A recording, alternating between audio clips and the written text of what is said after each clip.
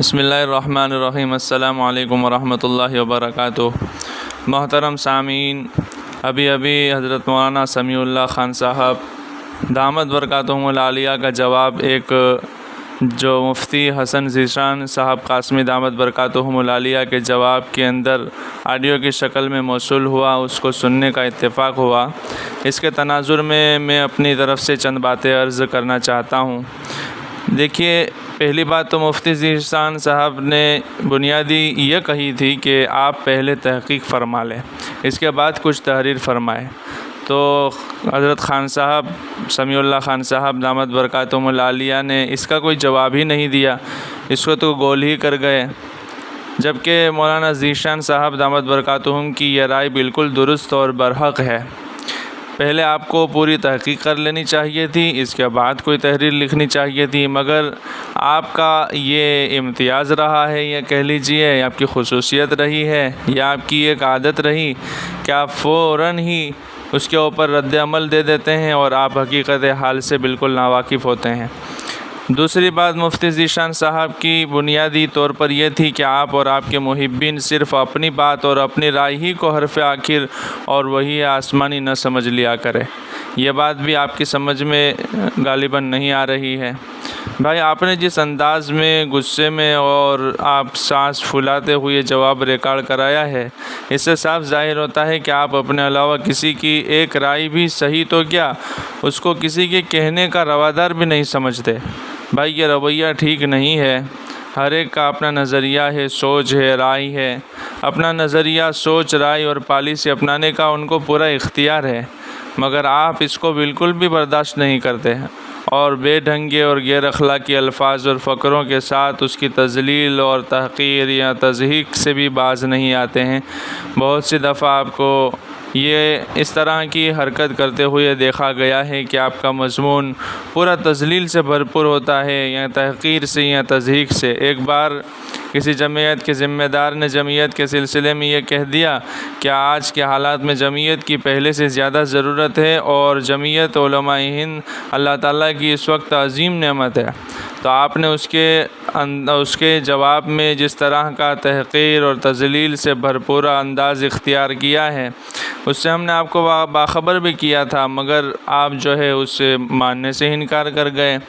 خیر، آپ بار بار مولانا ارشد مدنی صاحب کی عظمت اور احترام، مقام اور مرتبہ کا ورد کرتے ہوئے فرماتے ہیں کہ میں مخلص ہوں، اس لیے مولانا کو مشورہ دے رہا ہوں۔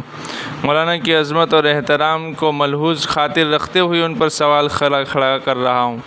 بھائی، یہ تو جگ ظاہر ہے کہ آپ مولانا کے کتنے عظمت اور احترام کے قائل ہیں اور لوگ اچھی طرح جانتے ہیں۔ اب لوگوں نے جو محسوس کر رکھا تھا، اس کو اپنے الفاظ میں لکھنا بھی شروع کر دیا ہے۔ آپ کو بار بار اس کے اوپر الگ الگ لوگوں کی طرف سے متنبہ بھی کیا جا رہا ہے۔ آپ جو یہ کہہ رہے ہیں کہ میں آداب بجا لاتا ہوں، تو دنیا جانتی ہے کہ جنہیں آپ قوم کے سوداگر، مفاد پرست اور کانگریس کے چاپلوس بار بار لکھ چکے ہیں، کیوں کر ہم یہ مان لیں کہ آپ مخلص ہیں ان کے سلسلے میں؟ اس لیے یہ عظمت اور احترام کی آڑ میں چھپ کر آپ جو ہے گر چکے ہیں، اس لیے اپنا دفاع کا ڈھونگ کر رہے ہیں۔ یہ بات ہم سے ہضم نہیں ہو پا رہی ہے۔ خیر، میری بات جس کو اہم امر کے طور پر میں ذکر کرنا چاہتا ہوں، وہ یہ ہے کہ آپ کو بے باک صحافی ہونے کا تمغہ دیا جاتا ہے اور آپ کو بھی اس کا بھرم ہے۔ تو عرض ہے کہ کیا صحافت بھی کسی شرعی حدود اور قیود کی پابند ہے یا نہیں؟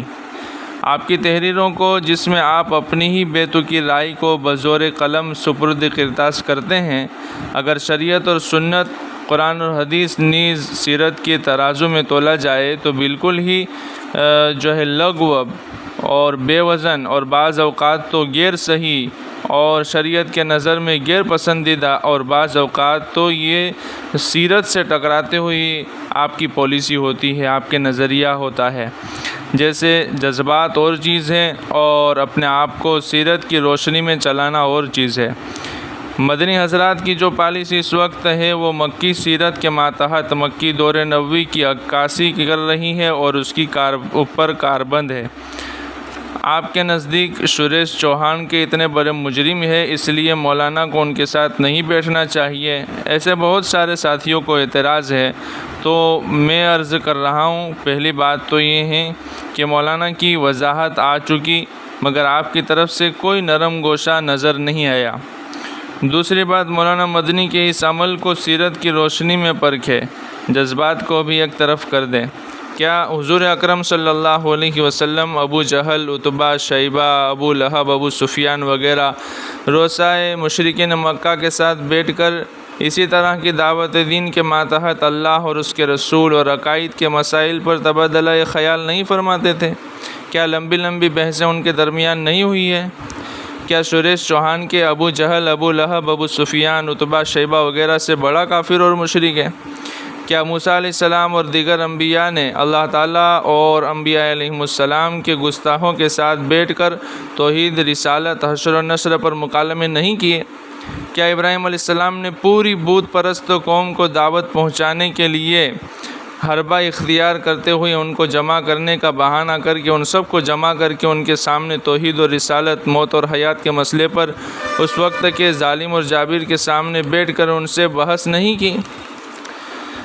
بھائی، آپ کا قلم اکابرین پر حد سے زیادہ تیز اس لیے چلتا ہے کہ یہ حضرات ملک اور بیرون ملک اور اسلامی ممالک اور خصوصاً مسلمانوں کے بہت سارے مسائل میں یہ حضرات کچھ نہیں بولتے اور خاموشی اختیار کرتے ہیں، اس لیے آپ اپنی قلم کی روشنائی ان کی پگڑیوں سے صاف کرتے رہتے ہیں۔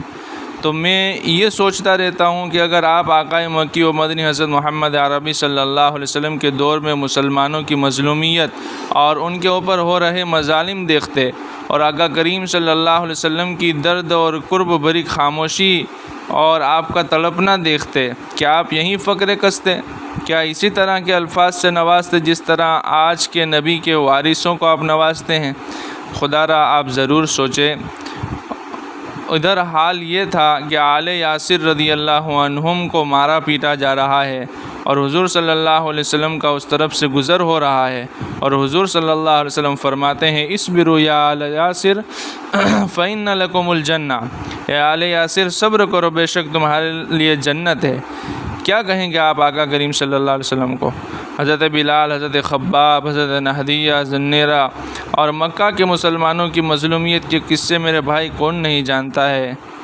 مگر کوئی خط حضور صلی اللہ علیہ وسلم کا ایسا بتا دے کہ اس میں روسائے مکہ کو اور مشرکین مکہ کو آپ نے بطور احتجاج درج کراتے ہوئے کوئی لکھا ہو، کچھ بھی لکھا ہو؟ میرے بھائی، جو حدود و قیود آپ کے طے فرمائے ہوئے ہیں، ضروری نہیں کہ وہیں سبھی لوگ تسلیم کر لیں۔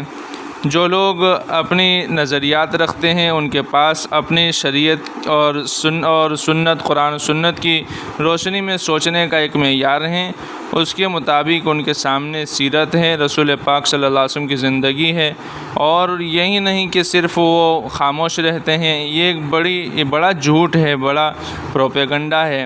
سالوں سے وہ مسلمانوں کے لیے وہ کام کر رہے ہیں جو صدیق اکبر رضی اللہ تعالیٰ عنہ نے مظلوم مسلمان قیدیوں کے لیے کیا تھا، اور بھی دیگر ان کی باز آباد کاری کے کام، ان کو ارتداد سے بچانے کے لیے فسادات کے اندر جو بے آر و مددگار، بے آسرا ہو جاتے ہیں، ان کو دوبارہ بسانے کے لیے بہت ساری خدمات کو وہ انجام دیتے چلے آ رہے ہیں۔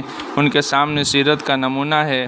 اس لیے میں آپ کو بطور ایک بھائی آپ کو دعوت دیتا ہوں کہ آپ اپنی صحافت کو قرآن و سنت اور سیرت کی روشنی میں جانچیے اور حق کو اپنانے کی کوشش کیجیے۔